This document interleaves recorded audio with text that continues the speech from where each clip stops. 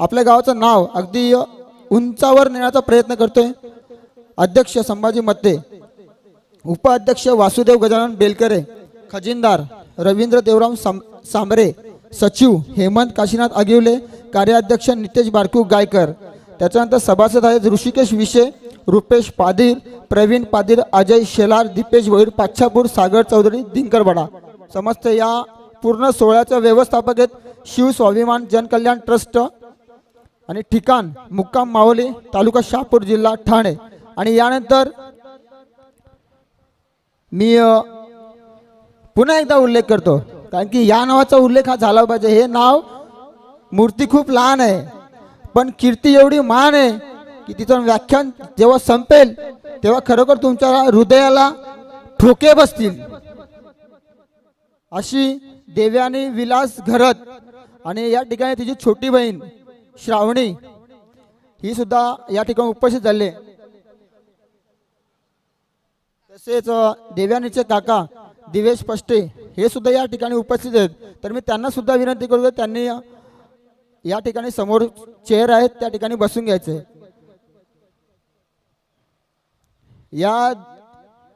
या ठिकाणी मी एकच मिनिट घेतो, फक्त परिचय देतो।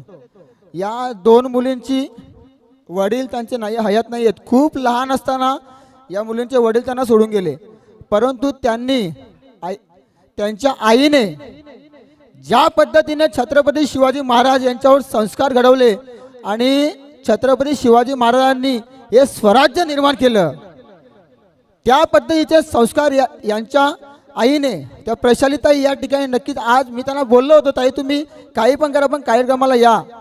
माझी खूप दिवस इच्छा होती, खूप वर्ष इच्छा होती की या गावामध्ये या चिमुकलीचं एक व्याख्यान झालं पाहिजे।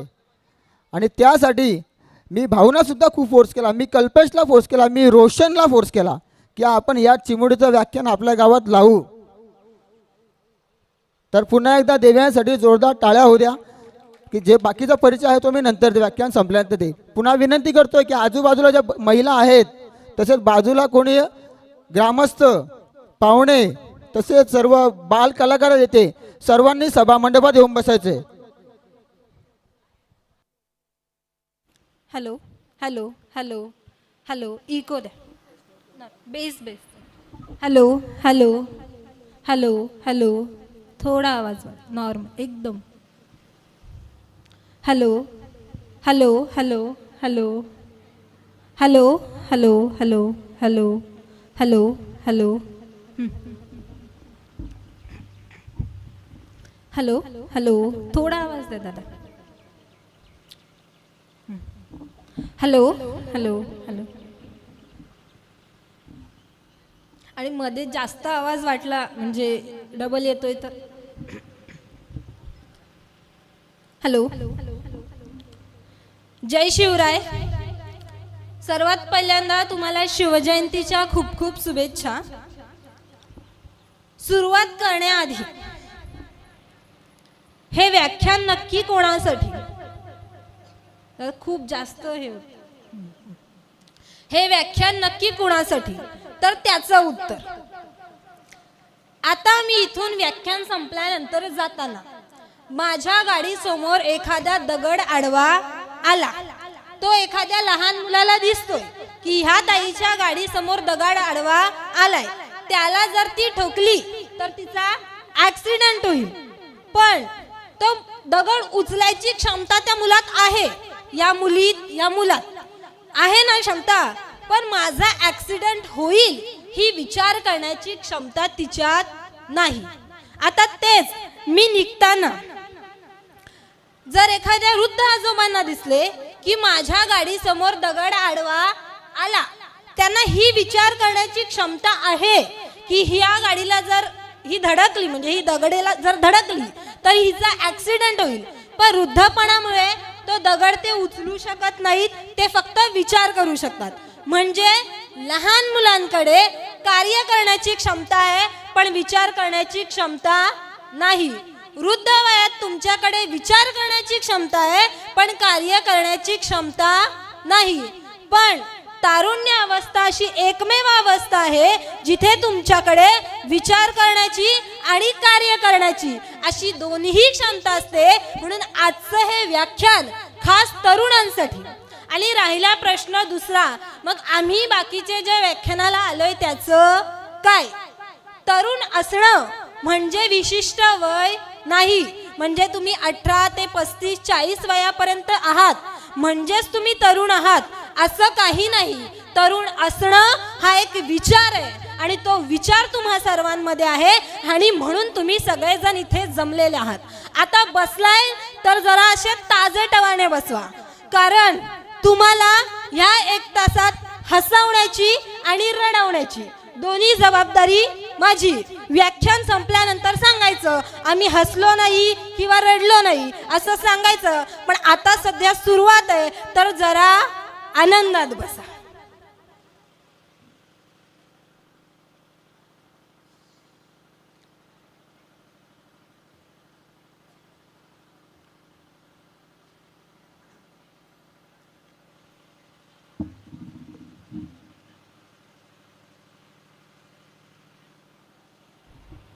मुजरा छत्रपती शिवरायांना रयतेच्या राजाला, ज्यांच्या भक्तीला जोड नाही शौर्याला तोड नाही, जो अथांग आहे सागरा समान, ज्यांचे छत्र म्हणजे आभाचा सन्मान, जो त्या सूर्याची शान, मराठी मनाचा धगधगता स्वाभिमान, काळीज आहे सह्याद्री जलशंभूंचा अभिमान. महाराष्ट्राच्या देवारात ज्यांचं पहिलं स्थान आहे, महाराष्ट्राचा भगवा ज्यांच्यामुळे आसमंत आहे, कृपावंत आहे, दयेचा वसंत आहे, अशा छत्रपती शिवाजी महाराजांना प्रथमतः मानाचा मुजरा. स्वराज्याची गाथा लिहिण्यासाठी शिवरायांना प्रेरित करणाऱ्या आदर्श संस्कारांची शुधरी वंदनीय जिजामाऊली यांच्या चरणी प्रथमतः नतमस्तक. तू तलवारीची धार तू अन्यायावर वार, तू तलवारीची धार तू अन्यायावर वार, शतकाशतकांच्या लाचारीवर तू वज्राचा प्रहार, तू वज्राचा प्रहार. ज्यांनी फक्त स्वप्न पाहिली नाहीत तर ती पूर्ण देखील केलीत. शहाजीराजांच्या स्वप्नातलं, त्यांच्या संकल्पनेतलं स्वराज्य ज्यांनी खऱ्या अर्थाने निर्माण केलं, अशा राजमाता राष्ट्रमाता जिजाऊ मासाहेबांना माझा मानाचा मुजरा. परमुलखामध्ये राहून स्वराज्य निर्मितीची स्वप्न पाहणारे स्वराज्य संकल्पक शहाजीराजे भोसले यांना माझा मानाचा मुजरा. छत्रपती शिवाजी महाराज म्हणजे रणांगणावरील एक तळपणारी तलवार होती, तर छत्रपती संभाजी महाराज म्हणजे त्या तळपणाऱ्या तलवारीचं धारदार पात होतं. छत्रपती शिवाजी महाराज म्हणजे स्वराज्यातील पहिले उद्रेक होते, तर छत्रपती संभाजी महाराज म्हणजे त्या उद्रेकातील क्रांतीचा तप्त लावारस होते. छत्रपती शिवाजी महाराज म्हणजे या स्वराज्यासाठी आपलं आयुष्य वेचणारे झिजवणारे एक लढवय्ये होते, तर छत्रपती संभाजी महाराज म्हणजे आऊसाहेबांनी आबासाहेबांनी मावळ्यांनी उभे केलेल्या स्वराज्यासाठी स्वतःचं आत्मबलिदान देणारे एक महापराक्रमी योद्धे होते. छत्रपती संभाजी महाराज म्हणजे धगधगता अंगार, छत्रपती संभाजी महाराज म्हणजे स्वराज्याचा छावा, छत्रपती संभाजी महाराज म्हणजे भूतकाळ भविष्यकाळ वर्तमान काळ या तिन्ही काळातील युवा शक्तीचं मन मेंदू मनगळ बळकट करणारे एक प्रभावी व्यक्तिमत्व होते. छत्रपती संभाजी महाराज म्हणजे तत्कालीन काळात घोड्याला बेभान पळवणारा आणि एका पायावर वळवणारा एक योद्धा होते. छत्रपती संभाजी महाराज म्हणजे धैर्य शौर्य पराक्रम संघटन यांचा मेरुमणी होते. छत्रपती संभाजी महाराज म्हणजे आऊसाहेबांवर आबासाहेबांवर मावळ्यांवर रयतेवर आपल्या सावत्र मातांवर हृदयाच्या अंतःकरणापासून प्रेम करणारे एक निर्मळ व्यक्तिमत्व होते. छत्रपती संभाजी महाराज म्हणजे शुद्ध चारित्र्य होते. छत्रपती संभाजी महाराज म्हणजे ज्यांचे डोळे काढलेत पण डोळे झुकले नाहीत, ज्यांचे हात कलम केलेत पण हात पसरले नाहीत, ज्यांचे गुडघे कलम केलेत पण गुडघे टेकले नाहीत, या स्वराज्याच्या स्वाभिमानासाठी छत्रपती संभाजी महाराज म्हणजे ज्यांनी आपल्या जगण्यातून दाखवून दिलं आम्ही चुकूनही मुंगीच्या आई वाटेल जात नाही, पण आमच्या वाटेला जर कोणी गेलं ना तर आम्ही सिंहाचे दात मोजायला मागे पुढे बघत नाही, असे शंभू राजे अशा युवराजाला मानाचा मुजरा. आणि इथे बसलेल्या प्रत्येकाच्या चरणावर नतमस्तक होऊन मी सुरुवात करते. आणि सुरुवात करताना सगळ्यात पहिली गोष्ट मला तुमच्या समोर मांडायची. तुम्ही आम्ही खूप भाग्यवान आहोत, कारण तुमचा आमचा जन्म या भारत देशामध्ये झालाय. कारण भारत असा एकमेव देश आहे ज्याला भारत माता असं म्हटलं जातं आणि जो आपल्यावरती मातेप्रमाणे प्रेम करतो. त्यावर भाग्यशाली आपण यासाठी आहोत की आपला जन्म ज्या महाराष्ट्रात छत्रपती शिवाजी महाराजांनी जन्म घेतला, ज्या महाराष्ट्रात छत्रपती संभाजी महाराजांनी जन्म घेतला, त्या महाराष्ट्रात तुमचा आमचा जन्म झालाय. पण महाराष्ट्र म्हणजे काय? जिजाऊंच्या गळ्यातील माळ म्हणजे महाराष्ट्र, सईचं कुंकवानं भरलेलं कपाळ म्हणजे महाराष्ट्र. जिजाऊंच्या गळ्यातील माळ म्हणजे महाराष्ट्र, सईचं कुंकवानं भरलेलं कपाळ म्हणजे महाराष्ट्र, जगद्गुरु तुकोबारायांच्या भजनातील टाळ म्हणजे महाराष्ट्र, कर्तृत्वाच्या सरीनं हिरवं झालेलं रानमाळ म्हणजे महाराष्ट्र, तुमचा आमचा स्वाभिमान म्हणजे महाराष्ट्र, तुमचा आमचा स्वाभिमान म्हणजे महाराष्ट्र. आणि याच महाराष्ट्राच्या मातीत जन्माला येऊन शिवबा नावाचं पोर जगाला आदर्श ठरावं असं एक राज्य निर्माण करतं आणि त्याच शिवरायांची जयंती तुम्ही आम्ही आज साजरी करतोय. पण 450 वर्षांपूर्वी नक्की घडलं तरी काय? माझ्या आया बहिणींची इज्जत वेशीवरती टांगली जात होती. सगळीकडे दुष्काळ माजला होता, सगळीकडे अन्याय पेटला होता. आता करायचं काय? ते म्हणतात ना, यदा यदा ही धर्मस्य ग्लानिर्भवती भारत. जेव्हा जेव्हा या समाजावरती, जेव्हा जेव्हा माणुसकीच्या धर्मावरती ग्लानी येते ना, तेव्हा तेव्हा कुणाला तरी का होईना देवदूत म्हणून जन्म हा घ्यावाच लागतो. आणि शहाजी राजांचा जन्म झाला. वर्ष झाली, 4 वर्ष झाली. इकडे लखुजीराव जाधव, म्हाळसाबाई उर्फ गिरजाबाई यांच्या पोटी एक कन्यारत्न जन्माला आलं. कन्यारत्न जन्माला आलं म्हणून लखुजीराव जाधवांना फार आनंद झाला. हत्तीवरून साखर वाटली आणि मुलीचं नाव ठेवलं जिजा. दोघेही लहानाचे मोठे होत होते.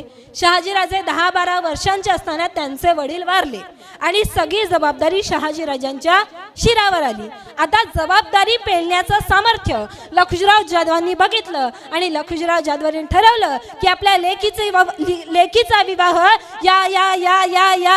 याच लेकरावर लावायचा. आणि डिसेंबर 1605 मध्ये जिजाऊंचा शहाजीराजांशी विवाह झाला.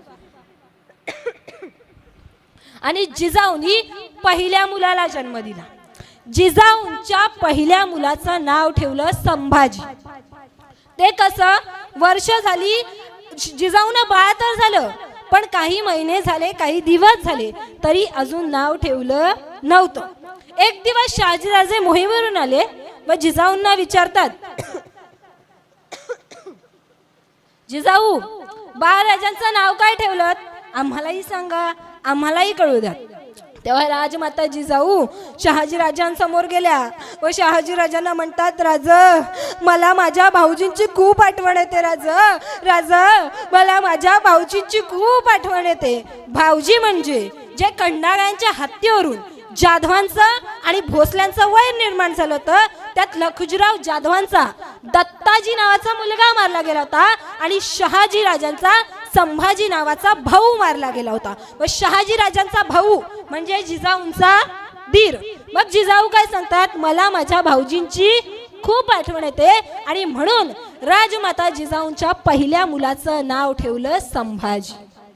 वर्ष गेली, काही वर्ष लोटली. आता जिजाऊ पुन्हा गरोदर होत्या.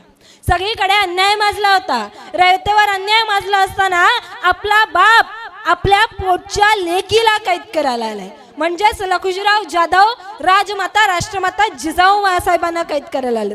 आपल्याच बापानं आपल्या लेकीला कैद करावं का, हा प्रश्न शहाजीराजांना पडलाय. व प्रश्न पडून करतील काय? जिजाऊंचं संरक्षण तर आम्हाला करायला हवं. आणि शहाजीराजांना आठवण झाली ती सह्याद्रीच्या दऱ्या खोऱ्यात वसलेला, निसर्गाच्या कुशीत वसलेला, निसर्ग देवतेने बहाल केलेला निसर्ग सौंदर्य दर्या खोऱ्याचा रस्ता, हाच तो शहापूरच्या माहुलीचा किल्ला. आणि जिजाऊंना माहुलीच्या किल्ल्यावर आणण्यात आलं. जिजाऊंना 5वा महिना सुरू झाला. आजूबाजूच्या महिला यायच्या व जिजाऊंना विचारायच्या, मासाहेब तुम्हाला काय खाऊ वाटते? मासाहेब तुम्हाला काय खाऊ वाटते मासाहेब? पण जिजाऊ काही बोलायच्याच नाहीत. एक दिवस शहाजीराजे मोहिमेवरून आले व घोड्यावर बसूनच राजमाता राष्ट्रमाता जिजाऊ मासाहेबांना म्हणाले, जिजाऊ सांगा, जिजाऊ तुम्हाला कसले डोळे लागलेत? आम्हालाही सांगा, आम्हालाही कळू द्या. तेव्हा राजमाता जिजाऊ डोक्यावर आदमीने पदर घेऊन उभ्या राहिल्या. शहाजी राजांसमोर गेल्या व शहाजी राजांना म्हणाले, राजे तुमच्या हातातली तलवार आम्हाला द्या, तुमच्या कमरेचा पट्टा द्या आणि घोड्यावरून खाली उतरा. शहाजी राजांना प्रश्न पडला, हे कसले डोळे? राजमाता जिजाऊ म्हणाल्या, राजा खरंच सांगतोय आम्ही. मग शहाजीराजे घोड्यावरून खाली उतरले. त्यांच्या हातातली स्वाभिमानाची तलवार राजमाता जिजाऊंच्या हातात दिली, डोक्यावरची पगडी दिली, घोड्यावरून खाली उतरले आणि राजमाता जिजाऊ घोड्यावर बसल्या आणि शहाजीराजांना म्हणाल्या, राजे हेच आमचे डोळे. माझ्या राजमाता राष्ट्रमाता जिजाऊ मासाहेबांना कसले डोळे लागले ते? रणांगणात घोडा चालवण्याचे, रणांगणात तलवार चालवण्याचे, हे अन्याय अत्याचार थांबवण्याचे आणि हे स्वराज्य निर्माण करण्याचे डोळे लागले होते माझ्या राजमाता राष्ट्रमाता जिजाऊ मासाहेबांना. पण काही कारणास्तव आता जिजाऊंना तिथून सुद्धा निघावं लागलं, कारण लक्ष्मीराव जाधव अजून त्यांचा पाठलाग करतायत. मग आता शहाजीराजांना प्रश्न पडला, जिजाऊंना न्यायचं कुठं? मग ठरलं, झाली आठवण ती शिवनेरीची. ठरलं जिजाऊंना शिवनेरीवर न्यायचं. माहुली, शहापूर, किनवली, मुरबाड, नाणेघाट पार झाला आणि जिजाऊंना वेदना होऊ लागल्या. जिजाऊ सांगतात, राज मला नाही चालवत. शहाजीराजे सांगतात, तुम्ही जर अशाच चालत राहिलात ना तर तुमच्या वडिलांना आपल्याला कैद करायला वेळ लागणार नाही. जिजाऊ सांगतात, माझे वडील आहेत ते मला काहीच करणार नाही, तुम्ही पुढे निघून जा. पण शहाजीराजांनी हे वैर कधीच संपणार नाही. चर्चा झाली, चर्चेतून पूर्णविराम. जिजाऊंना 8वा महिना सुरू झाला. एक दिवस शिवनेरी गडावर शांतता शांतता शांतता पसरलेली होती. सगळीकडे स्मशान शांतता. जिजाऊंना प्रश्न पडला, जी शिवनेरी पूर्ण दिवस अखंड 24 तास हसत खेळत असते, ती शिवनेरी आज शांत का पडली? आणि जिजाऊ काळजीच्या स्वरात म्हणाल्या. दासींना विचारतात, काय झालं? दासी निरुत्तर होत्या. दासी काहीच बोलल्या नाहीत. बाजूलाच विश्वासराव उभे होते. जिजाऊ म्हणाल्या, बोला विश्वासराव, अगदी खरं सांगा विश्वासराव, काय झालं? विश्वासराव सुद्धा निरुत्तर. जिजाऊ सांगतात, नाही, आम्हाला कळालंच पाहिजे काय झालं. आणि अखेर विश्वासराव म्हणाले, महासाहेब घात झाला, महासाहेब घात. बरं, बादशाच्या दरबारात घात झाला महासाहेब, घात. तुमच्या तिन्ही बंधूंचा व तुमच्या पित्याचा घात झाला महासाहेब, घात. आणि जिजाऊंना काही कळेना. ज्यांनी मला जन्म दिला ते बाप आज माझे निघून गेले, ज्यांच्या बरोबर मी लहानाची मोठी झाले ते बंधू आज माझे निघून गेले. आता कसं होणार? आणि भर रात्रीच्या सुमारास वाड्यात रडारड सुरू झाली. जिजाऊ 8 महिन्याच्या गर्भवती आहेत. दासी आल्यावर समजावतात, मासाहेब तुम्ही रडू नका, कारण तुम्ही 8 महिन्याच्या गर्भवती आहात आणि तुमच्या परिस्थितीचा परिणाम तुमच्या गर्भावर होईल. आणि राजमाता जिजाऊंनी रडणं थांबवलं. अखेर 9 महिने झाले. तो सोनियाचा दिवस उजाडला. जिजाऊंच्या पोटात कळा येऊ लागल्या. दासी त्यांना दारुण महालात घेऊन झाल्या. सकाळ झाली, दुपार झाली, संध्याकाळ झाली. विश्वासरावांना काळजी वाटू लागली. सकाळ झाली, दुपार झाले, संध्याकाळ झाले, जिजाऊ अजून दारुण महालातून बाहेर आल्या नाहीत. आता मात्र विश्वासराव त्या दारुण महालाच्या दरवाजाजवळ गेले. ठक ठक. दासी बाहेर आल्या. विश्वासराव म्हणाले, काय झालं? दासी म्हणाल्या, काहीच नाही. पुन्हा थोड्या वेळाने विश्वासराव गेले. ठक ठक. दासी बाहेर आल्या. विश्वासराव म्हणाले, काय झालं? दासी म्हणाल्या, अजून काहीच नाही. आता मात्र विश्वासरावांना चिंता वाटू लागली. स्वराज्याच्या मालकिणीला काय झालं तर शहाजीराजांना काय सांगावं? आणि पुन्हा थोड्या वेळाने विश्वासराव गेले. आणि दासी बाहेर आल्या आणि आनंदाने सांगू लागल्या, अरे मुलगा झाला, मुलगा मुलगा झाला, मुलगा मुलगा झाला, मुलगा.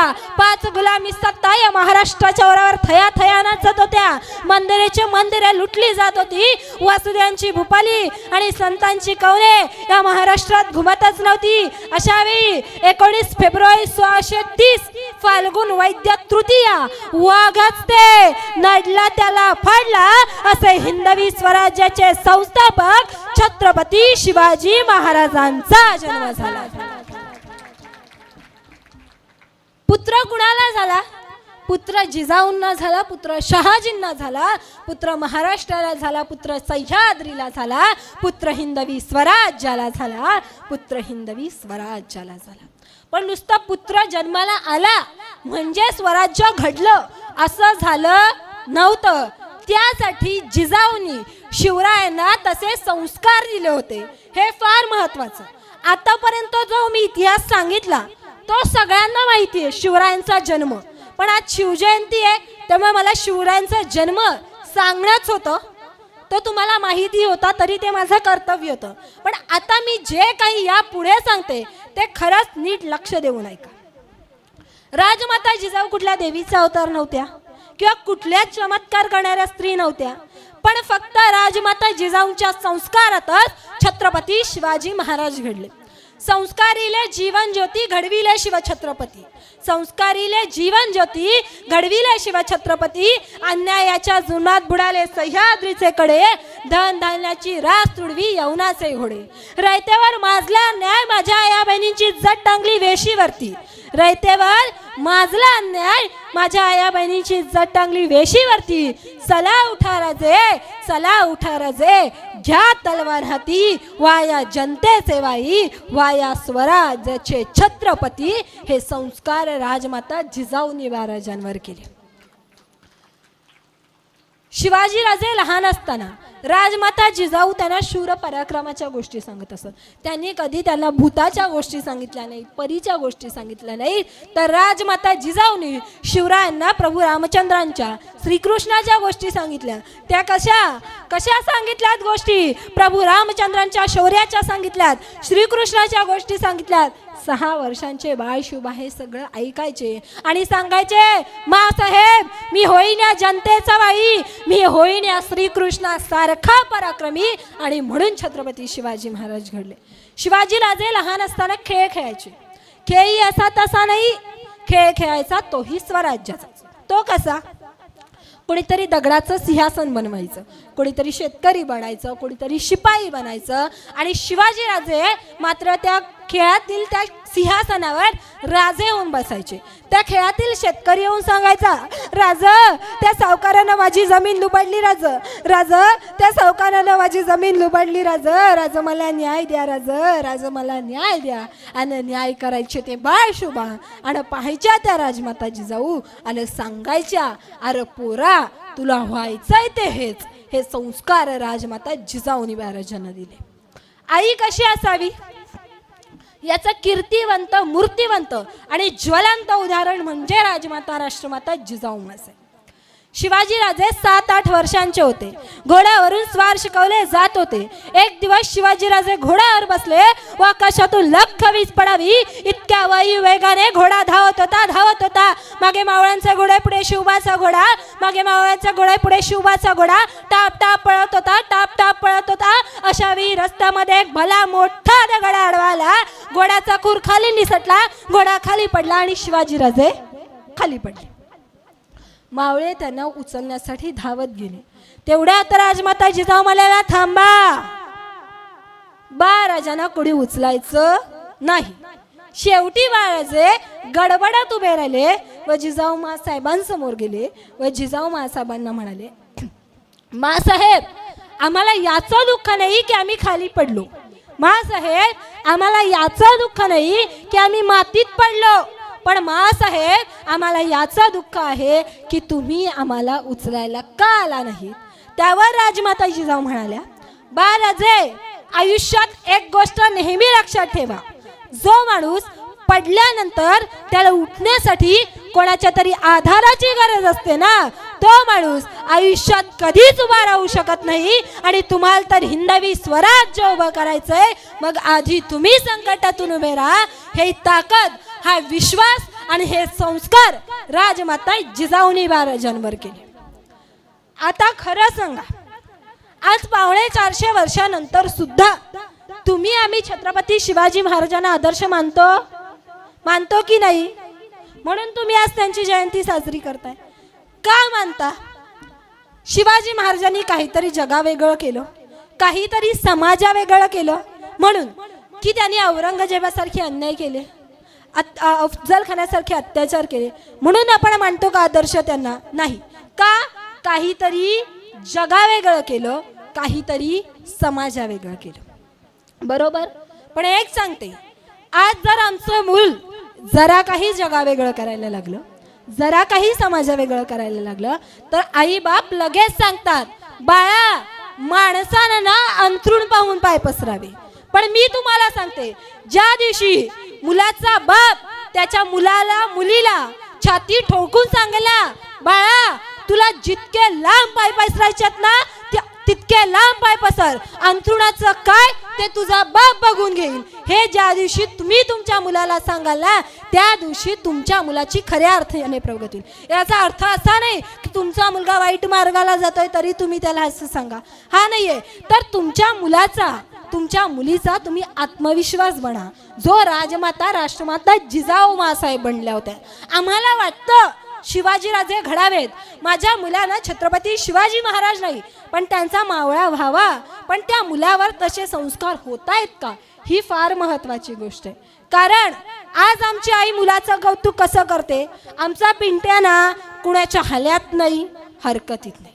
त्याचा तो शाळेत जातो, त्याचा तो क्लासला जातो, आला की जेवतो, झोपतो, आमच्या रूममध्ये खेळतो, झोपतो, त्याचं तो करतो, सकाळी 7ला उठून जातो. मग 450 वर्षांपूर्वी राजमाता राष्ट्रमाता जिजाऊ मासाहेबांनी असंच कौतुक करायला पाहिजे होतं. आमचा शिवबाना कुणाच्या हल्ल्यात नाही आणि कुणाच्या हरकतीत नाही. अफजल खान त्याला माहीत नाही आणि औरंगजेबाकडे तो बघत नाही. तो बाबा जाम खतरनाक आहे, त्याच्या मागं कुठं लागायचं. असं राजमाता जिजाऊंनी म्हटलं असतं तर आज स्वराज्य घडलं असतं का? आणि महत्वाचं म्हणजे तुम्ही आम्ही इथे असतो का? नाही ना. राजमाता जिजाऊंनी काय सांगितलं होतं?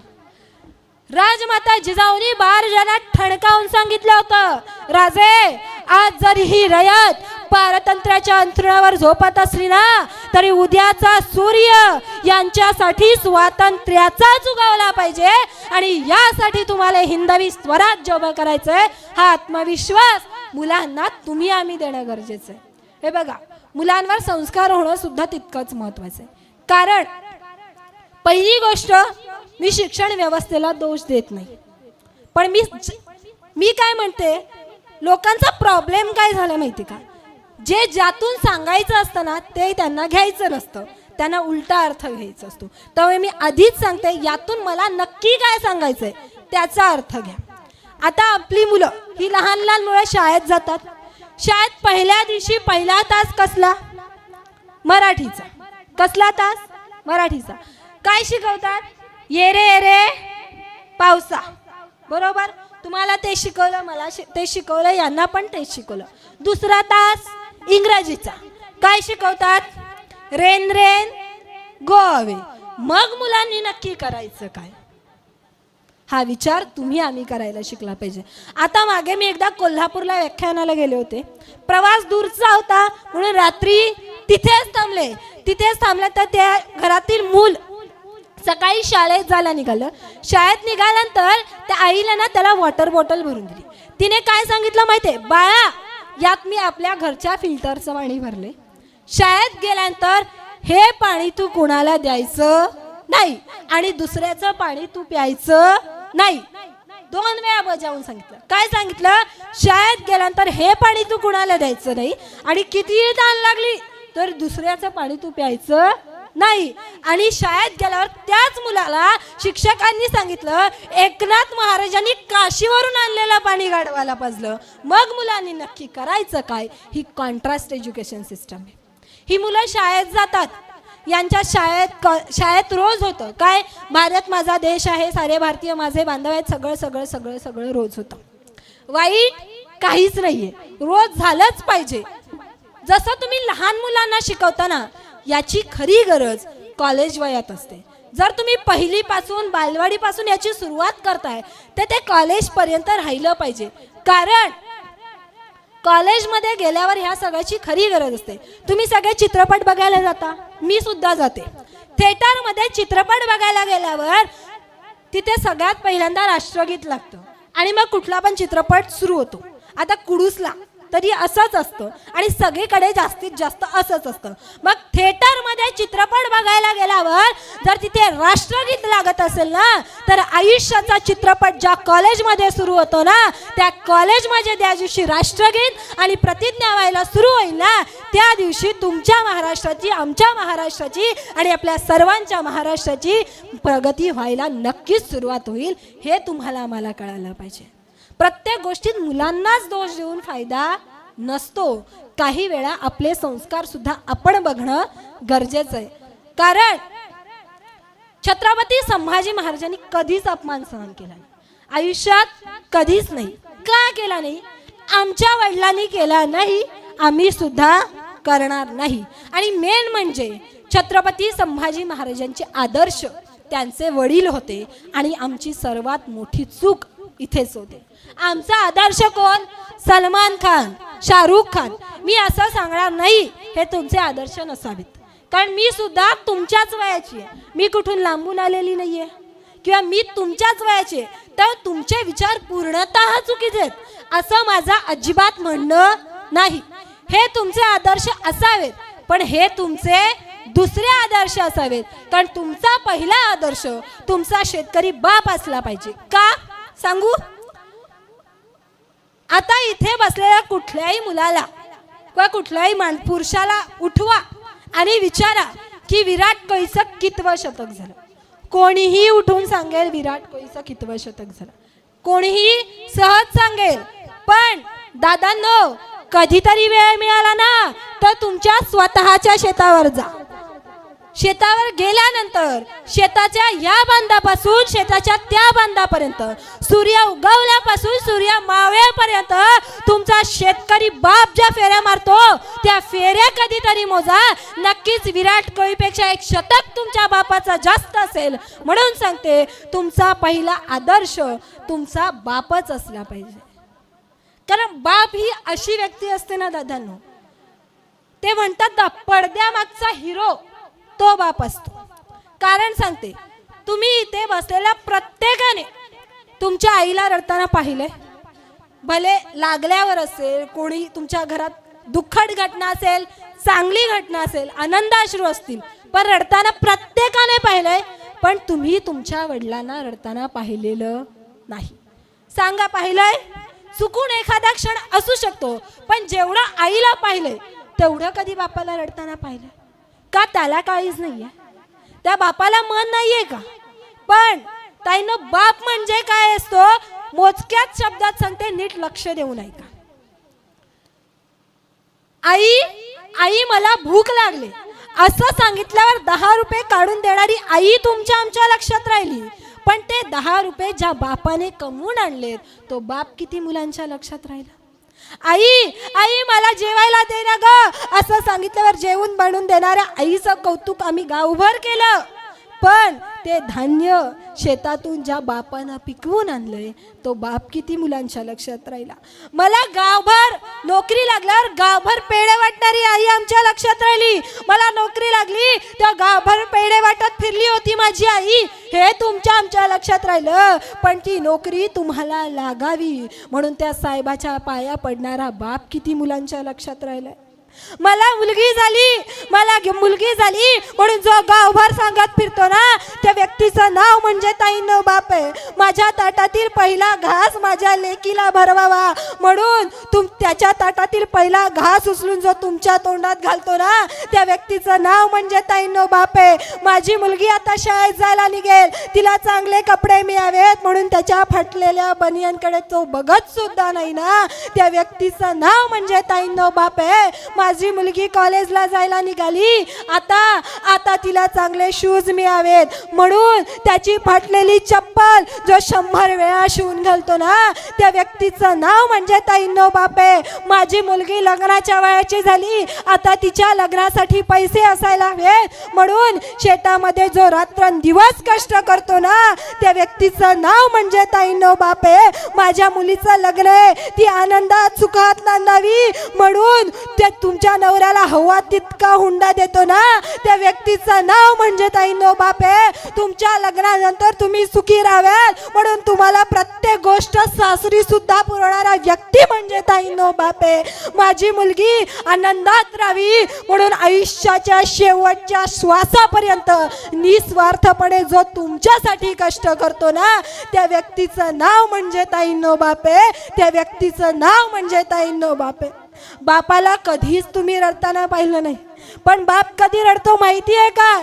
जेव्हा त्याच्या लेकीचं लग्न असतं, त्याच्या छोकुलीचं लग्न असतं, सगळी दुपार सकाळपासून फेटा घालून मिरत असतो, माझ्या लेकीचं लग्न आहे, माझ्या छोकुलीचं लग्न आहे. येणाऱ्या प्रत्येक माणसाला सांगतो जेवून जायचं, माझ्या लेकीचं लग्न आहे. पण अखेर संध्याकाळ होते, जो क्षण बापाच्या काळजावर दगड ठेवून तो बघणार असतो, तो क्षण येतो, तुमची गाडी तुमच्या नवऱ्याच्या घरी जायला निघते, तेव्हा तुमच्या वाघाच्या काळजाचा बाप येतो, तुमचा हात हातात घेतो आणि तुमच्या नवऱ्याच्या म्हणजे त्याच्या जावयाच्या हातात देऊन सांगतो, जावाई बापू, लहानपणापासून तळहाताच्या फोडाप्रमाणे जपलं मी माझ्या लेकीला.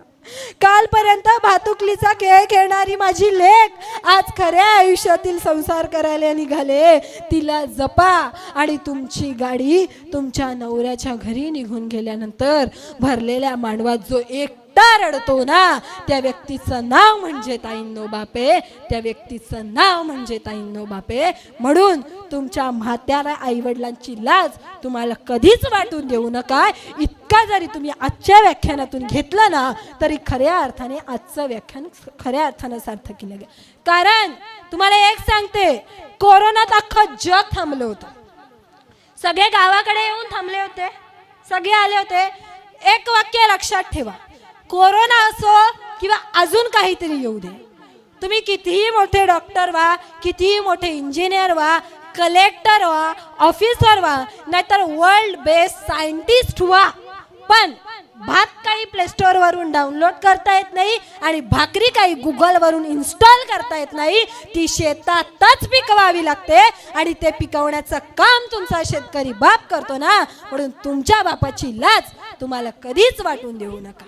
कारण नितीन बानगुडे पाटील सर खूप सुंदर सांगतात, एका वृद्धाश्रमाच्या कुलगुरूंसाठी इंटरव्ह्यू चालू होता. इंटरव्ह्यू साठी 2 माणसं बसली होती. प्रत्येक जण येत होता, इंटरव्ह्यू देत होता, पण तो इंटरव्ह्यू घेणारा ना प्रत्येकाला एकच प्रश्न विचारायचा, तुमचा मुलगा काय करतो. आता बाजूच्याला प्रश्न पडला, 50 माणसं गेली, सॉरी तुमचे आई वडील काय करतात. 50 माणसं गेली, तू त्या 50 माणसाने एकच प्रश्न विचारला, तुमचे आई वडील काय करतात. तो म्हणाला, तू एज्युकेशन विचारायला पाहिजेस की तू किती शिकलायस, तुझी म्हणजे याआधी तू काय नोकरी केली आहेस का. म्हणजे तो गुरुकुल ते तो वृद्धाश्रमान सांभाळू शकतो. पण तसं काही झालं नाही. हा एकच विचारायचा, तुमचे आई वडील काय करतात. याने राहून राहून विचारलंच. तू असं का विचारतोस की तुमचे आई वडील काय करतात, तू असं विचार ना का तू किती शिकला आहेस. त्यावर त्या माणसाने खूप सुंदर उत्तर दिलं, जो मुलगा स्वतःच्या आई वडिलांना सांभाळू शकत नाही, तो मुलगा दुसऱ्यांच्या आई वडिलांना काय सांभाळणार. आणि यावर तो निरुत्तर झाला. खरंच सांगते, कधीतरी वेळ मिळाला ना तर एखाद्या वृद्धाश्रमात जा, तिथे खितपत पडलेल्या वृद्ध जोडप्याला विचारा, तुमचा मुलगा काय करतो. तिथे खितपत पडलेलं वृद्ध जोडपं उत्तर, माझा मुलगा डॉक्टर आहे, माझा मुलगा इंजिनियर आहे, माझा मुलगा वकील आहे, माझा मुलगा प्रिन्सिपल आहे. पण त्या वृद्धाश्रमात खितपत पडलेलं एकही वृद्ध जोडपं असं म्हणणार नाही की माझा मुलगा अडाणी शेतकरी आहे. कारण अडाणी शेतकऱ्याचे आई वडील कधीच वृद्धाश्रमात नसतात. वृद्धाश्रमात असतात ते तुमच्या आमच्या सारख्यांचे शिकले सवरल्यांचे आई वडील. ही आजची परिस्थिती आहे. म्हणून सांगते, छत्रपती शिवाजी महाराज का यशस्वी झाले, कारण त्यांनी आई वडिलांचा सन्मान केला. शहाजी राजा जेव्हा कर्नाटकातून महाराष्ट्रात आले होते ना, बापाचे जोडे घेऊन नाचला होता माझा राजा. आणि त्याच महाराष्ट्रात आज आपण जन्माला आलोय आणि आपल्याला आई वडिलांची कदर नाही. म्हणून सगळ्यात पहिला गुण जर छत्रपती शिवाजी महाराजांकडून घ्यायचा असेल तर आई वडिलांचा सन्मान. आणि दुसरा आणि महत्त्वाचा गुण परस्त्रीचा सन्मान. का जेव्हा शाहिस्ता खानाची छत्रपती शिवाजी महाराजांनी बोटं कापली, तेव्हा शाहिस्ता खानाची बहीण रडत रडत छत्रपती शाहिस्ता खानाकडे आली आणि म्हणते, भाई गजब हो गया भाई, गाई गजब हो गया भाई, वो शिवा मेरे बेटी को उठा ले गया। हे ऐकताच तो शाहिस्ता खान म्हणाला, ज्या शाहिस्ता खानाची बोट छत्रपती शिवाजी महाराजांनी कापलेत, ज्यातून हजार रक्त वाहतंय, काही मिनिटं झालेत ती बोट कापून असा घळा रक्त वाहतोय आणि तो शाहिस्ता खान म्हणतोय, बहन दरमत, ये शिवा किसी की उंगलियां काट सकता है, ये शिवा किसी की गर्दन काट सकता है, ये शिवा किसी की उंगलियां काट सकता है, ये शिवा किसी की गर्दन काट सकता है, मगर ये शिवा किसी की बेटी पर या औरत पर हाथ नहीं डाल सकता।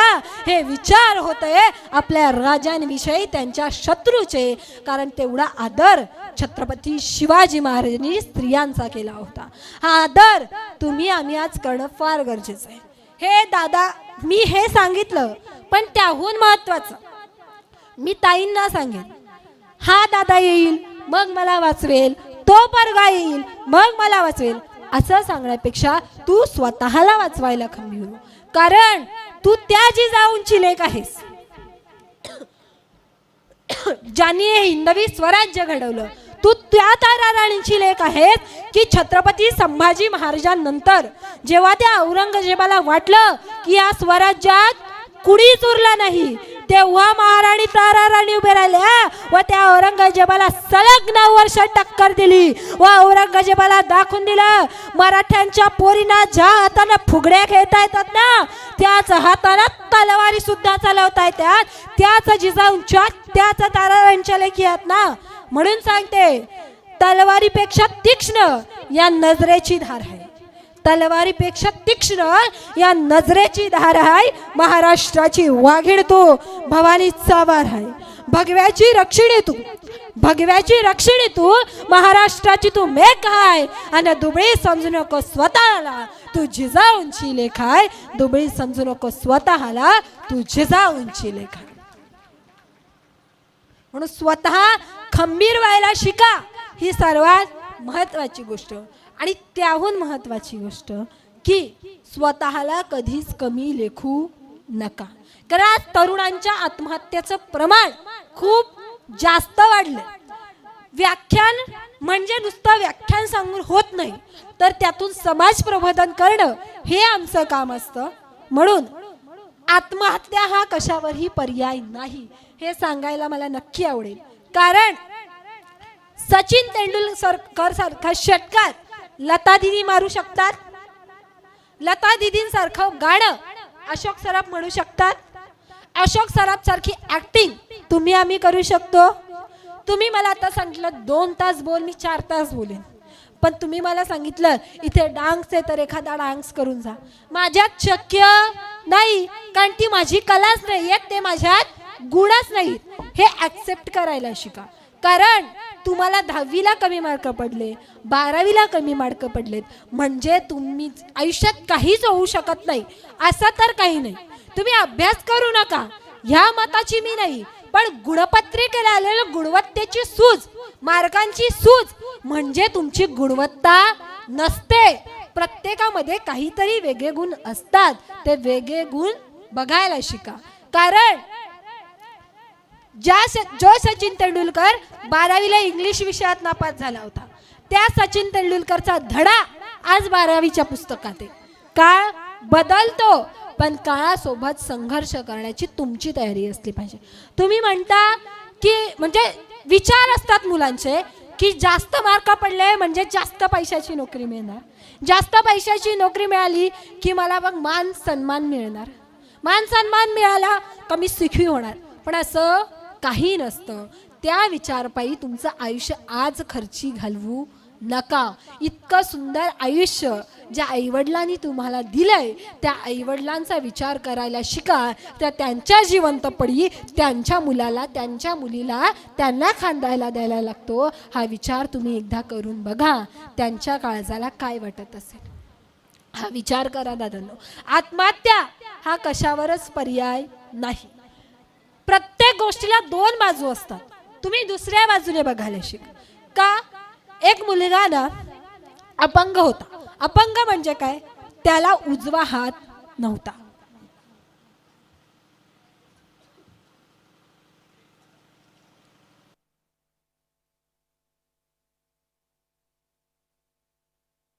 हॅलो, त्याला उजवा हात नव्हता, पण त्याला जुडो शिकायचा होता.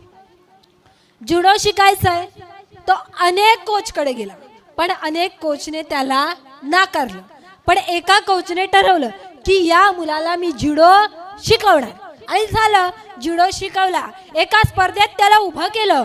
तो मुलगा पहिला राऊंड जिंकला, दुसरा राऊंड जिंकला आणि थर्ड राऊंड मध्ये तो फर्स्ट आला. थर्ड राऊंड मध्ये तो सुद्धा जिंकला. त्या मुलाचा सत्कार करायला लावला. तेव्हा त्या मुलाने सांगितलं, फक्त माझा सत्कार करू नका, माझ्या कोचला सुद्धा बोलवा. कोच आले आणि तिथे असलेल्या प्रत्येकाने कोचला एकच प्रश्न विचारला की तुम्ही ज्या मुलाला उजवा हात नाही त्याला जुडो शिकवण्याचा निर्णय का घेतला. त्यावर त्या कोचने खूप सुंदर उत्तर दिलं. हा मुलगा आतापर्यंत ज्या ज्या कोचकडे गेला त्यांनी काय पाहिलं, या मुलाला उजवा हात नाही. काय पाहिलं, या मुलाला उजवा हात नाही, पण मी त्याच्याकडे या नजरेनं पाहिलं की याला डावा हात आहे आणि म्हणून मी त्याला जुडो शिकवण्याचा निर्णय घेतला.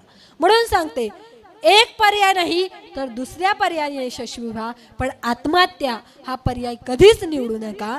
कारण तुम्हाला साधं कोणी बोललं, तुम्हाला काय, मला सुद्धा आई घरी एक शब्द जरी बोलले तरी तुम्हाला मला राग येतो. थोडासा पिन टोचला ना, पिन, तरी आम्हाला राग येतो, आम्हाला रडू येतं. मग 450 वर्षांपूर्वी ज्या छत्रपती संभाजी महाराजांच्या अंगाची कातडी काढून त्यावर मीठ चोळले, त्यांना काय वेदना झाल्या असतील.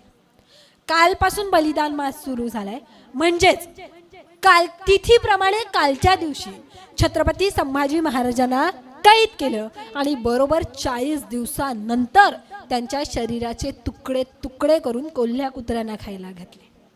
म्हणून आज आपल्याकडे नाही, पण बाकीच्या शहरात असेल, पुणे, सांगली, सातारा, तिकडे माणसं बलिदान मास पाळतात. आपल्याकडे बलिदान मास ही कन्सेप्टच माहिती नाही.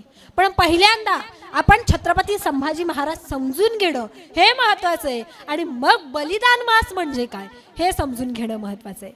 हे बघा, शंभूराजे 7-8 वर्षांचे असताना छत्रपती शिवाजी महाराजांनी तह केला आणि तहात शिवाजी महाराजांना औरंगजेबाला 23 किल्ले घ्यावे लागले. म्हणजे एक प्रकारची माघारच घ्यावी लागली. आणि हे सगळं छत्रपती शिवाजी महाराजांनी, संभाजी महाराजांनी पाहिलं. आता औरंगजेबाचा 50वा वाढदिवस होता. आता छत्रपती शिवाजी महाराजांप्रमाणेच मनसबदार म्हणून छत्रपती संभाजी महाराजांनाही जावं लागलं. जाताना शिवाजीराजे आणि संभाजीराजे शांतच गेले असतील का हो? त्यांच्यात काहीतरी बोलणं झालं असेल की शिवाजीराजांनी सांगितलं असेल, शंभूराजे, महापला ना आपली जमीन आहे, समजा आमचं काही झालंच तर ती महापची जमीन विका, अंबाडीला फ्लॅट घ्या आणि तिकडे राहा, असं काही सांगितलं असेल? नाही. तर या उलट छत्रपती शिवाजी महाराजांनी शंभूराजांना ठणकावून सांगितलं, बाराजे, आतापर्यंत तुम्ही जिंकणं पाहिलं, आतापर्यंत तुम्ही यश पाहिलं, चला आज तुम्हाला आयुष्यातील संघर्ष दाखवतो. आणि छत्रपती संभाजी महाराजांना घेऊन छत्रपती शिवाजी महाराज औरंगजेबाच्या दरबारात गेले. औरंगजेबाच्या दरबारात गेल्यानंतर शंभूराजे 8-9 वर्षांचे शंभूराजे होते. आता 8-9 वर्षांचं पोर तुम्हाला मला दिसलं तर काय वाटतं आपल्याला, त्याची थोडीशी मस्करी करावी. म्हणून त्या बाजूलाच औरंगजेबाच्या बाजूला दिलेर खान उभा होता. दिलेर खानाला सुद्धा वाटलं या शंभूराजांची थोडीशी मस्करी कराय. आता 9 वर्षांचा पोर, त्याची मस्करी करायला काय हरकत आहे. म्हणून मस्करीतच त्या दिलेर खाना विचारलं, शंभूराजे, आप इतने छोटे क्योंकि आप 9 साल के हो. शंभूराजे, आप इतने छोटे और ये हाथी इतना बड़ा. कारण औरंगजेबानं छत्रपती संभाजी महाराजांना एक हत्ती बक्षीस दिला. आता 9 वर्षांचे होते, पहिल्यांदाच गेलेत, दिला हत्ती बक्षीस. मग दिलेर खानाने विचारलं, शंभूराजे आप इतने छोटे और ये हाथी इतना बड़ा, इसे आप महाराष्ट्र में कैसे लेकर जाओगे? तसा 9 वर्षांचा शुभांचा छावा कडाडला. दिलेर खान, ये तो जानवर है, बैठ कर जाएंगे, नहीं है तो खींच कर ले जाएंगे. काय उत्तर दिलं? दिलेर खान, ये तो जानवर है, बैठ कर जाएंगे, नहीं है तो खींच कर ले जाएंगे, लेकिन हमारे आबा साहब ने जो आपको 23 किले दिए ना, वो अभी तक महाराष्ट्र में, उसे आप आग्रा कैसे लेकर आओगे? हे एवढेसे शंभूराजे सांगतात. त्यांना माहिती होतं आमच्या वडिलांनी अपमान सहन केला नाही, आम्ही सुद्धा करणार नाही. जेव्हा औरंगजेबानं नंतर शंभूराजांना विचारलं, शंभूराजे आपण उत्तम कुस्ती खेळता, उत्तम मल्लविद्या जाणता असं आम्ही जाणून आहेत, मग आमच्या दरबारातील एखाद्या मल्लाशी कुस्ती खेळाल का?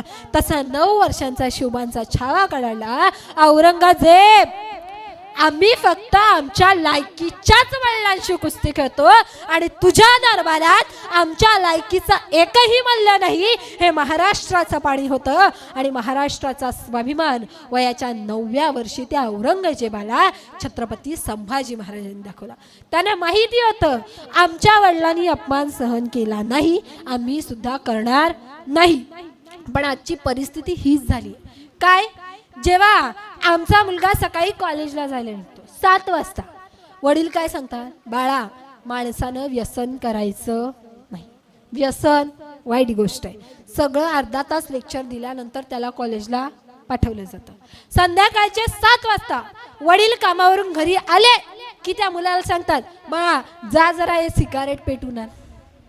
मग सांगा मुलांनी काय संस्कार घ्यायचे? तुम्ही सकाळी 7 वाजता जर त्या मुलाला सांगताय की व्यसन करू नका आणि संध्याकाळी 7 वाजता तुम्ही जर व्यसन करून येत आहे, मग त्या मुलांनी नक्की काय करायचं? मग तुम्हाला जर वाटतं ना की माझ्या मुलानं शिवा व्हावं, तर तुम्ही आधी जिजाऊ व्हायला शिका, तुम्ही शहाजीराजे व्हायला शिका आणि आपल्या मुलांना संस्कार द्यायला शिका.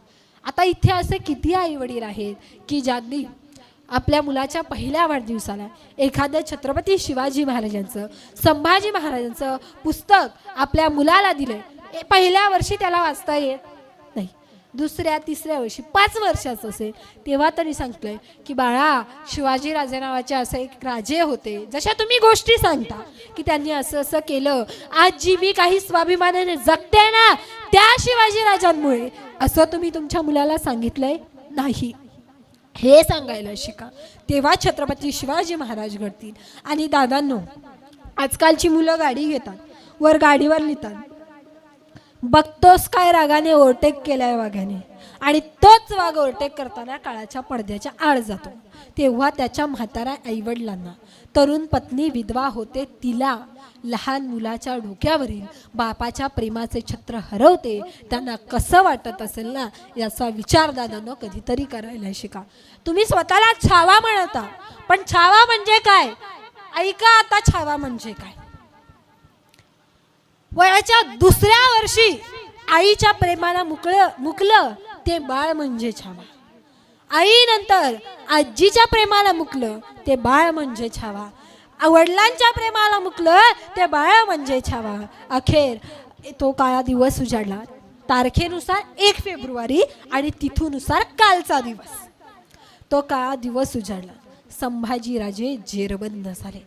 स्वराज्याचा छावा साखळ दंडांमध्ये अडकला गेला आणि सोबत होते कवी कलश. सांगण्याच्या आधीच दादांना सांगते, माणसानं मैत्री केली तर ती छत्रपती शिवाजी महाराजांसारखी असावी. जगण्याच्या लढाईत विजयापर्यंत साथ देणारी. माणसानं मैत्री केली तर ती छत्रपती शिवाजी महाराजांसारखी असावी. जगण्याच्या लढाईत विजयापर्यंत साथ देणारी. नाहीतर माणसानं मैत्री केली तर ती छत्रपती संभाजी महाराजांची असावी. आयुष्याच्या शेवटच्या श्वासापर्यंत साथ देणारी, जशी शंभूराजांची आणि कवी कलशांची मैत्री. शंभूराजे आणि कवी कलश जेरबंद झाले. साखळदाराने जखडले गेले. बातमी औरंगजेबापर्यंत पोहोचली. औरंगजेब फार खुश झाला, इतका खुश झाला की त्याचा आनंद त्याला अनावर झाला. छत्रपती संभाजी महाराजांना कैद करून नेण्यात आलं. पण पहिलं वाक्य इखलास खानाचं निघालं की हा वाटला नाही पाहिजे, स्वराज्याचा राजा आहे. आणि मग ठरलं कोणीतरी छत्रपती संभाजी महाराजांचे केस मागून पकडले, मानवर आली, छत्रपती संभाजी महाराजांची दाढी खेचली, एकानं वाढलेल्या नखांनी तोंडावर ओरखडे ओढले. जे दागिने, जे राजवस्त्र छत्रपती संभाजी महाराज घालायचे ते सगळं काढण्यात आलं आणि संभाजीराजांची रस्त्यातच दयनीय अवस्था करण्यात आली. हे पाहून इखलास खान खूप खुश झाला, कारण छत्रपती संभाजी महाराजांना पकडलं होतं. आणि खुशीतच अशी म्यानमंद तलवार घेऊन छत्रपती संभाजी महाराजांच्या पुढे आला आणि संभाजी महाराजांना म्हणाला, क्यों संभा, कैसा लग रहा है कैद होकर. तसे बाजूलाच कवी कलश उभे थे, पटकन वाले, बस कुत्तों के झुंड ने शेर को घेर लिया है, ऐसा लग रहा है इखलास खान. आणि इखलास खानाला राग आला. कुत्ता किससे कहा तूने. आणि इखलास खाना चिडला. तसे कवी कलश म्हणाले, क्यों पूछ रहा है बार बार, तुझे तो दिख ही रहा ना यहाँ तू ही कुत्ता है और शेर तो राजे है. आता मात्र त्या इखलास खानाला राग आला आणि रागा तो छत्रपती संभाजी महाराजांना घेऊन औरंगजेबाच्या दरबारापर्यंत येऊन पोहोचला. हा इतिहास आमच्या मुलांना माहिती नाही, ही शोकांतिका आहे. औरंगजेब त्याच्या सिंहासनावर बसायला येत होता. शंभूराजांची पावलं औरंगजेबाच्या दरबारात पडली. बाजूलाच वसीम उभा होता. वसीम गरजला, शंभूराजे झुको, हिंदुस्तान का बादशाह आलमगीर औरंगजेब आ रहा है.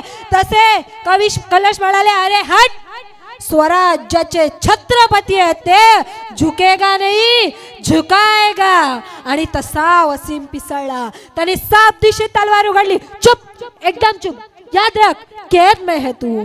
तसा मागून आवाज आला, सबूर आसत सबूर, अभी बहुत पूछना है इसे. आणि औरंगजेब त्याच्या त्या सिंहासनावरून उठला. रक्ताळलेल्या शंभूराजांना निहाळलं आणि म्हणाला, 9 साल का था ये शिवा का बच्चा, 9 साल का, तभी मिला था हमें आगरा में. तब हमने इसे पूछा था, क्यों रे संभा, हमारा डर नहीं लगता. तब इसने कहा था, बिल्कुल नहीं, हमें किसी का डर नहीं लगता, बल्कि हमारे वजह से सबको डर लगता था. सच कहा था इस सिवा के बच्चे ने, अब तक डरा नहीं हमसे कभी. सच कहा था, शेर का बच्चा है, शेर का. आणि औरंगजेब संतापला. तो संभाजीराजांच्या जवळ गेला आणि संभाजीराजांना पहिला प्रश्न विचारला, बताओ संभा, का छुपा कर रखा है तुमने खजाना. आणि त्याने संभाजीराजांनी उत्तर दिलं, खजाना माझ्या आया बहिणींच्या निखळ हास्यात लपून ठेवलाय खजिना, माझ्या स्वराज्याच्या दऱ्याखोऱ्यात लपून ठेवलाय खजिना. औरंगजेबाला राग आला. औरंगजेब म्हणाला, संभा सच सच बता, कौन कौन शामिल था तुम्हें. संभाजी राजे म्हणाले, अरे हट, तख्तासाठी रक्तावर उलटणारी जात नाही आमची, जे होते ते सगळे आमचेच होते. आणि औरंगजेबाला प्रश्न पडला, अरे कैदेत कोण आहे, तू का मी शांतपणे प्रश्न विचारतोय, पण हा मात्र राजासारखा गरजून उत्तर देतोय. आणि औरंगजेब संतापला. त्यांनी सांगितलं, घेऊन जा या संभाजीला. आणि छत्रपती संभाजी महाराजांना पहिली शिक्षा सुनावली. छत्रपती संभाजी महाराजांचे डोळे काढायचे. जे डोळे आजपर्यंत आऊसाहेबांना पाहत होते, जे डोळे आजपर्यंत आबासाहेबांना पाहत होते, ज्या डोळ्यांनी आजपर्यंत स्वराज्य पाहिलं, ज्या डोळ्यांनी आजपर्यंत हे गडकिल्ले पाहिले, ते डोळेच आता ओढाळले. ठरलं, डोळे काढायची, शिक्षा द्यायची. डोळे संभाजीराजे कैद उभेत, दोन्ही हात चाकड्याने जखडलेत. औरंगजेबाच्या म्हणण्याप्रमाणे हापशी गेले. लाल बुंद सळ्या हापशांच्या हातात आहेत. सळ्यातून धूर निघतो, लाल लाल लाल बुंद झाल्यात. गेया छत्रपती संभाजी महाराज डोळे काही बंद करत नाहीत. वाघाचा छावा आहे.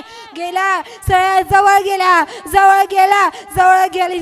साप दिशेचा छत्रपती संभाजी महाराजांच्या डोळ्यात गेल्या आणि ते डोळे पूर्ण जळून खाली पडले. उडल्या होत्या त्या फक्त कोपण्या, रक्त रक्त आणि रक्त.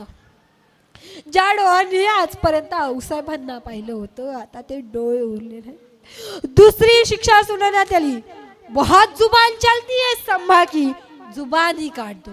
ठरलं छत्रपती संभाजी महाराजांची जीभ कापायची. पण वाघाचा छावा आहे, तोंड कसं उघडेल? कोणीतरी जायचं, तोंड उघडायचा प्रयत्न करायचा, पण काही उघडत नाही. हापशी गेलं, एका हापशानं नाक पकडलं, आता श्वास कोंडला. दुसऱ्या हापशानं डोक्यावर बुक्की दिली, आता जास्त श्वास कोंडला आणि श्वास कोंडला म्हणून श्वास घेण्यासाठी एका सेकंदासाठी फक्त तोंड उघडलं.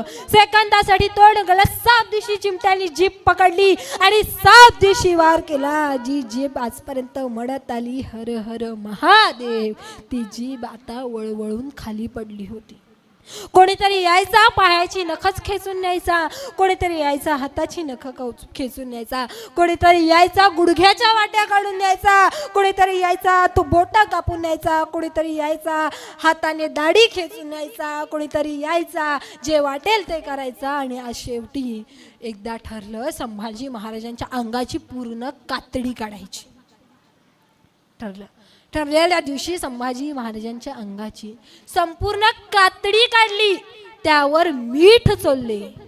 विचार करा, जर आम्हाला लागलं तर आम्हाला एवढ्या वेदना होतात, त्या छत्रपती संभाजी महाराजांच्या सगळ्या अंगाला मीठ चोळले. आणि शेवटी छत्रपती संभाजी महाराजांचं डोकं त्यांच्या धडापासून वेगळं केलं. ते डोकं पारईला रोवून त्याची धिंड अख्ख्या तुळापूरमध्ये काढली आणि राहिलेल्या शरीराचे तुकडे तुकडे करून कुत्र्यांना खायला घातले.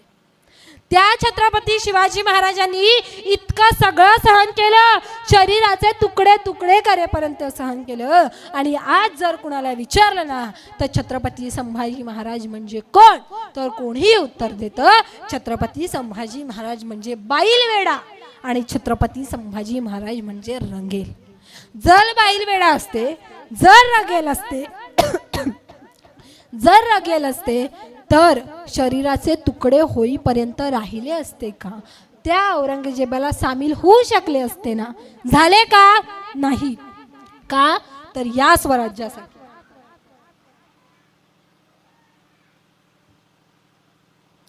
तुमच्या आमच्यासाठी, या तरुण पिढीसाठी, या माझ्या तरुण पिढीनं सुखा समाधानानं राहावं म्हणून स्वतःच्या शरीराचे तुकडे तुकडे करून घेतले त्या संभाजी महाराजांनी. आणि त्या छत्रपती संभाजी महाराजांना छावा म्हणतात.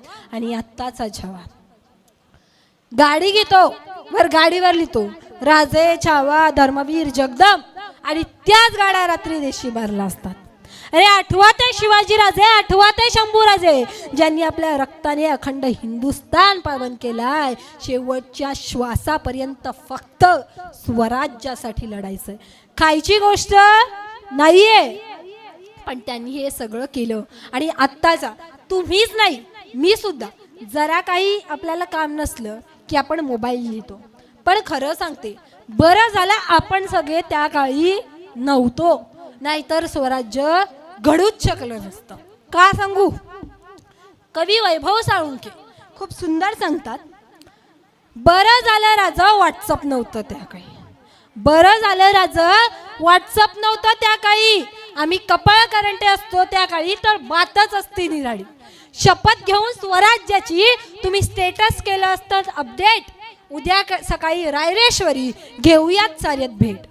तिथूनच रिप्लाय म्हणून आम्ही एक भगवा सेंड केला असता आणि एका भल्या मोठ्या स्वप्नाचा तिथेच द एंड झाला असता. आणि एका भल्या मोठ्या स्वप्नाचा तिथेच द एंड झाला असता. कान्होजी नाईक जेदनाऐवजी जर असतो आम्ही तर लाचार झालो असतो वतनासाठी, आणि संकटात सापडला असता तुम्ही तरीही राज शिवकार्य करतो बरं का आम्ही, सकाळ दुपार आणि संध्याकाळी.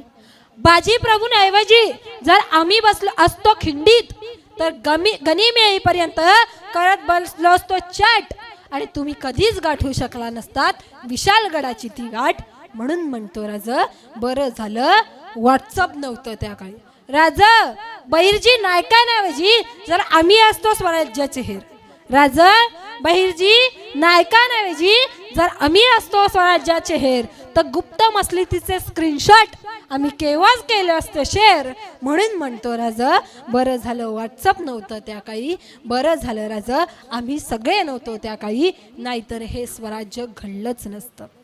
कारण 450 वर्षांपूर्वी छत्रपती शिवाजी महाराजांनी जो संघर्ष केला ना, तो संघर्ष आपण उभ्या आयुष्यात कधीच करू शकत नाही. छत्रपती शिवाजी महाराज हे छत्रपती शिवाजी महाराज होते आणि महत्त्वाचं म्हणजे त्यांचे मावळे सुद्धा तसेच होते. जेव्हा छत्रपती शिवाजी महाराज गोवलकोंड्यात गेले, गोवलकोंड्यात छत्रपती शिवाजी महाराजांच्या जंगी स्वागत झालं. आदिलशाही, मुघलशाही, निजामशाही या सर्व शहांच्या उभारात सह्याद्रीच्या मुलूक मैदानात स्वराज्य निर्माण करणारा छत्रपती शिवाजी महाराज नावाचा राजा आलाय. आणि मग या राजाला पाहायला हजारो गोवलकोंड्यावाशांनी गर्दी केली. तानाशहा सोबत त्याचा सल्लागार त्या सल्लागार सुद्धा होते, त्याचे सगळे जण आणि शिवाजी महाराज हे सगळे गेले. गेल्यानंतर तानाशहानं छत्रपती शिवाजी महाराजांना पहिला प्रश्न विचारला, शिवाजीराजे सगळं ठीक आहे, लेकिन आपके फौज में हाथी नहीं देखा. तेव्हा शिवाजीराजे म्हणाले, आमचा एक एक मावळा हत्तीच्या ताकदीचा आहे. आता तानाशहाला प्रश्न पडला, हे कसं शक्य? एक मावळा हत्तीच्या ताकदीचा कसा असू शकतो? शेवटी हत्ती हत्ती आहे, माणूस माणूस आहे.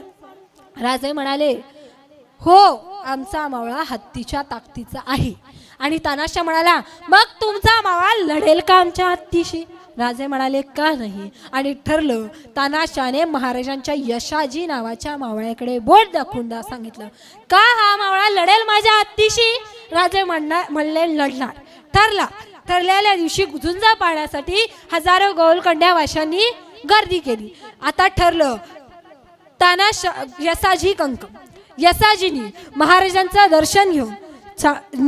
दर्शन घेतलं, त्यांची तयारी झाली आणि यसाजींनी जगदंब हर हर महादेवचा जय जयकार केला आणि पटांगणात उतरले. आता तानाशहाचा साखळ दंडाने बांधलेला मदान हत्ती 25 सैनिकांनी पटांगणात आणला. हत्तीचा साखळ दंड सोडण्यात आला. हत्ती श्वास रोखून यशाजींकडे पाहत होता. हत्ती चवताळून यशाजींच्या मागे धावत गेला. यशाजी हत्तीच्या मागे गेले, हत्ती यशाजींच्या मागे गेला. अशी 2 ते 2.5 तास लढाई सुरूच होती. तानाशाह विचार करू लागला, एका हत्ती समोर 100 हत्तींचं बळ घेऊन एक मावळा लढतोय. आणि तानाशाह फार विचारात मग्न असताना हत्तीने शेवटी झेप घेतलीच आणि यशाजींना सोंडेत पकडलं. लोकांचे श्वास वाढले, राजांचा श्वास थांबला. पण यशाजींनी मोठ्या सिताफीने हत्तीच्या सोंडेतून निसटून हत्तीच्या सोंड्यावर वार केला. वार इतका जबरदस्त होता ना की वार झालेला हत्ती वेड्यासारखा पळू लागला आणि मैदान सोडून निघून गेला.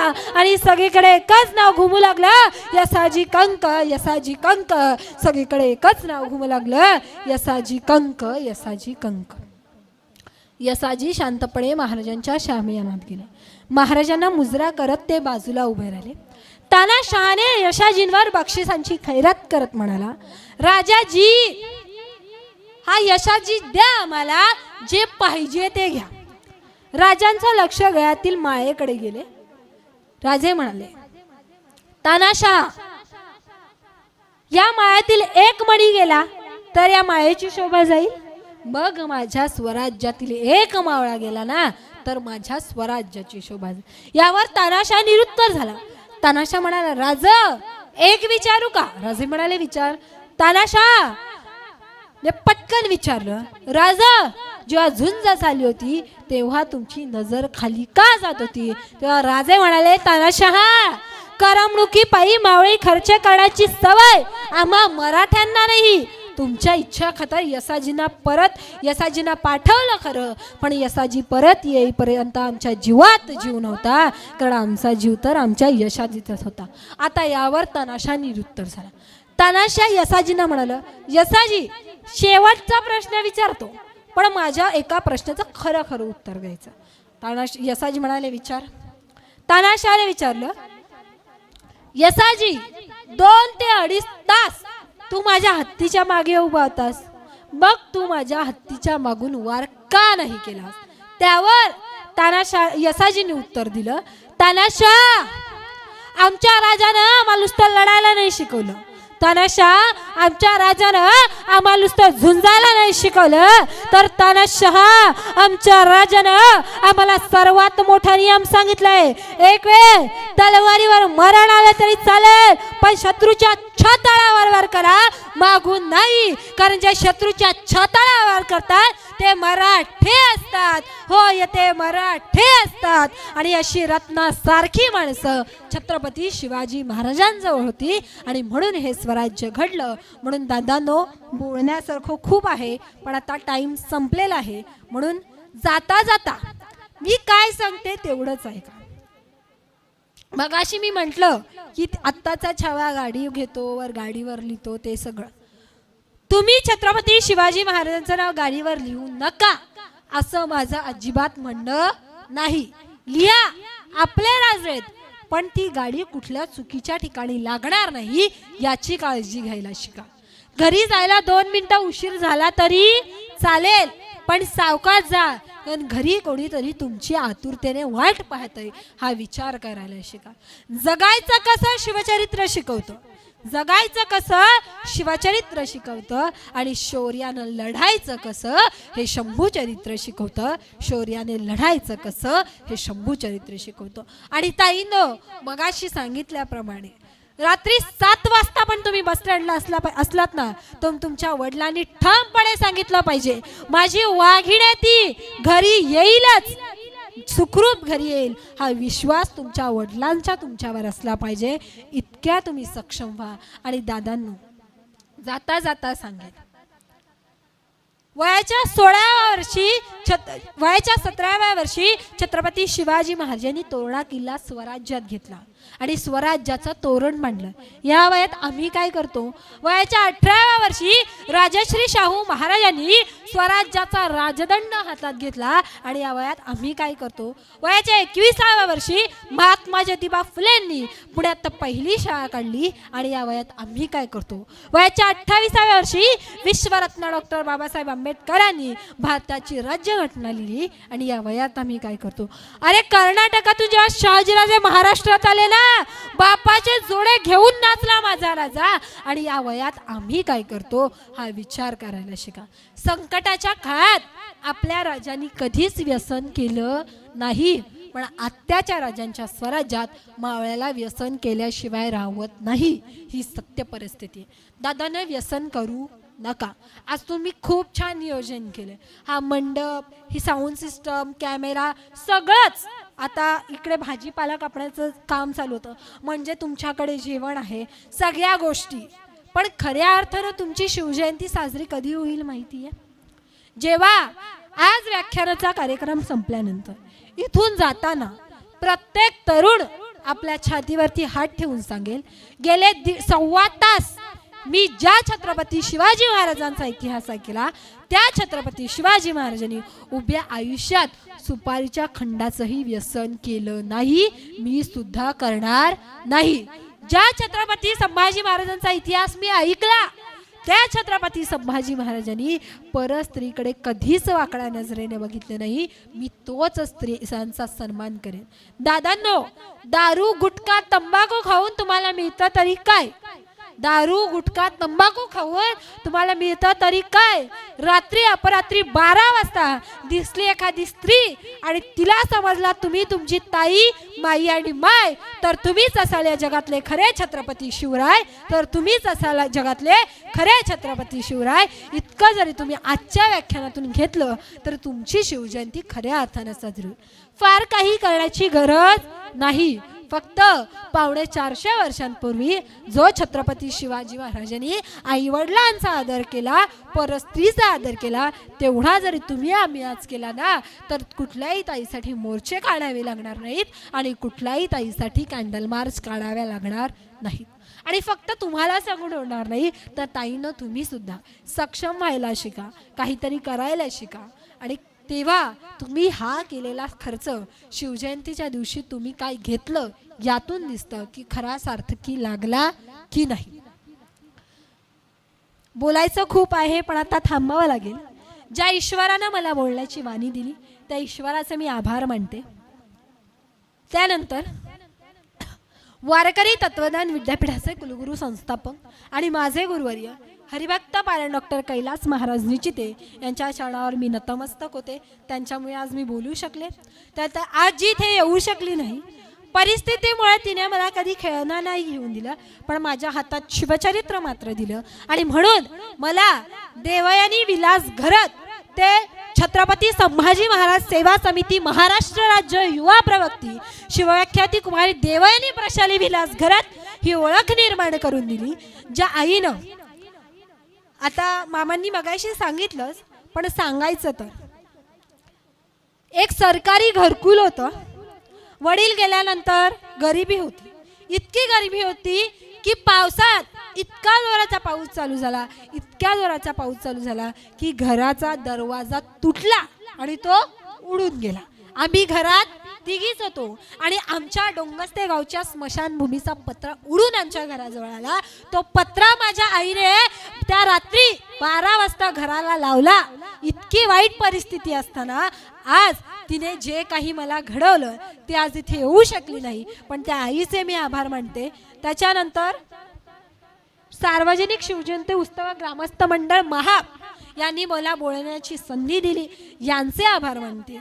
कारण या काळात कोणी कोणाला ऐकायला तयार नसतं आणि तुम्ही मला 1.5 तास ऐकून घेतलं, ही फार महत्त्वाची गोष्ट. तुमचे आभार मानते.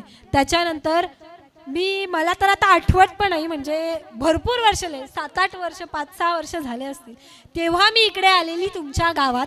पण तेव्हा काहीही कार्यक्रम नव्हता. मी मामांसोबत आलेली, एक अनोळखी म्हणून ओळख झालेली. आता एवढ्या वर्ष टिकून राहिल्यानंतर म्हणजे प्रत्येक गोष्टीत सपोर्ट करणारे, प्रत्येक गोष्टीत समजवणारे आमचे मामासाहेब, त्यांचे आभार मानते. आणि आज मला जे इथपर्यंत घेऊन आले ते काका दिवेश पष्टे काका, आणि घरी गेल्यावर दीदी माझं नाव घेतलं नाही म्हणून फुगून बसणारे आमच्या बहिणाबाई श्रावणी घरत, हिचा आभार मानते. त्यानंतर आज ते इथे येऊ शकले नाहीत पण येणार होते असे आमचे मामासाहेब राहुल ठाकरे कोशिंबीचे, प्रत्येक वेळी मार्गदर्शन करणारे आणि प्रत्येक गोष्टीत समजवणारे आमचे मामासाहेब राहुल ठाकरे यांचे आभार मानते.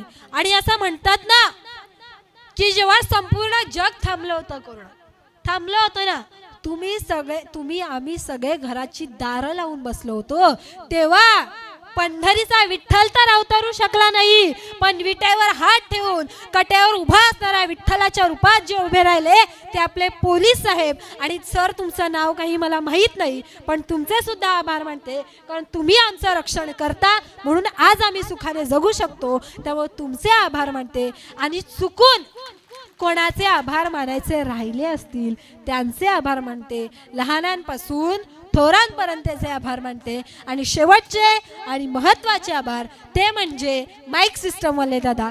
सिस्टम अप्रतिम होती, बोलताना कुठलाही त्रास झाला नाही, कारण माझा आवाज तुमच्यापर्यंत तेव्हाच पोहोचेल जेव्हा माईक असेल. आणि खरंच संध्याकाळी सुद्धा माझा कार्यक्रम आहे. सिस्टम खूप छान होती, बोलताना त्रास झाला नाही. खरंच खूप खूप धन्यवाद. चुकून कोणाचे आभार राहिले असतील त्यांचे आभार. आणि बोलण्याच्या ओघात माझ्या तोंडून काही अपशब्द निघाले असतील तर ते माझे, आणि जे काही चांगलं असेल ते माझे गुरुवर्य हरिभक्त पारायण डॉक्टर कैलास महाराज निचिते यांच्या चरणावर मी अर्पण करते. अरे कापल्यात जरी आमच्या नसा तरी उधळण होईल भगव्या रक्ताची. अरे कापल्यात जरी आमच्या नसा तरी उधळण होईल भगव्या रक्ताची. अरे फाडलीच जरी आमची छाती तरी दिसेल मूर्ती छत्रपती शिवरायांची, तरी दिसेल मूर्ती छत्रपती शिवरायांची. जय जिजाऊ, जय शिवराय, जय शंभूराजे.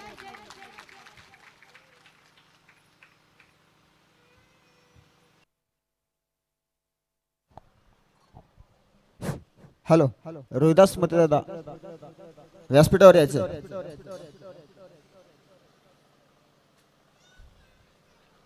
जसे देव्याने सांगितलं की तिचे गुरुवर्य हरिभक्त पारायण डॉक्टर कैलास महाराज निश्चिते, तसं देव्याने तुला मी सांगतोय. मला माहीत राहायची माहिती नव्हती. जेव्हा गावामध्ये लग्न हळदी समारंभ तेव्हा एक सूचना असायची, हा शेवटचा फळ आहे, जेवायला बसून घ्या. असे मला ज्याने सांगायला लावलं खूप सुंदर व्याख्यात आहेत. बोलायला 10 तास दिले तर 10 तास कंटिन्यू बोलतील.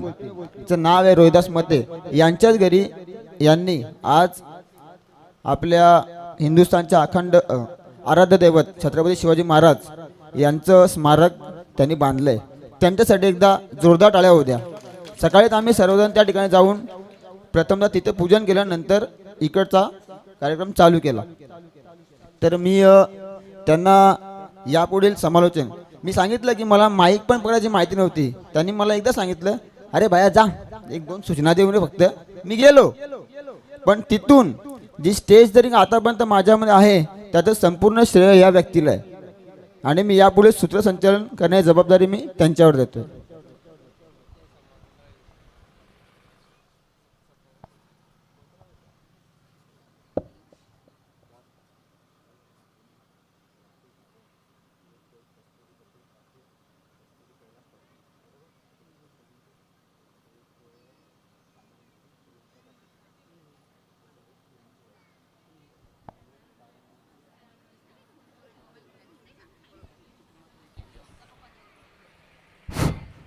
धन्यवाद कपिल. खरंच जे आज देवयानीताईंनी आपल्याला प्रबोधनपर ज्ञानामृत बोधामृत इथं पाजलं. कारण संस्कार हे बाजारात विकत मिळत नसतात आणि मूळ स्वभावाला औषध अजून मेडिकल सायन्सला तरी सापडलं नाही. तर खरोखरच खूपच सुंदर. मी जास्त काही बोलणार नाही कारण मुलांचा कार्यक्रम आपल्याला मुलं प्रतीक्षेत तयारीत आहेत. एवढंच सांगेन, समरस होऊन कार्याची थारा नाही अहंकाराची. प्रार्थना करतो आई जगदंबेशी चांगलं यश आणि चांगलं नाव लौकिक द्यावं आमच्या या देवयानीताईंची. धन्यवाद. आणि मी हरिदिनी मते, कस्तुरी पाटील, कस्तुरी पोलीस पाटील, अजून एकता तारमळे, प्रियांका पाटील, प्रत्येक कुटुंब, राखी घागस, प्रत्येक कुटुंबातली एक महिला या. कारण जिथे आता असतात महिला त्यांचाच मान पहिला. आणि खरोखर जी आपली बाल प्रबोधनकार जी बाळ व्याख्याती आहे तिला आपण म्हणजे आता मगाशी कपिलने सांगितलं मूर्ती लहान पण कीर्ती महान. तर आपण तिचा सन्मान करून तिला पुढील वाटचालीसाठी सन्मान करून मी नावं घेतली. सर्वजण उठा ना महिलांनो. तर प्रत्येक कुटुंबातले एक या सर्वांनी मिळून करायचं आहे तुम्ही. तर तिला पुढील वाटचालीसाठी शुभेच्छा पण द्यायच्या आहेत आणि आपण मोठ्या असाल तर आशीर्वाद पण द्यायचा आहे.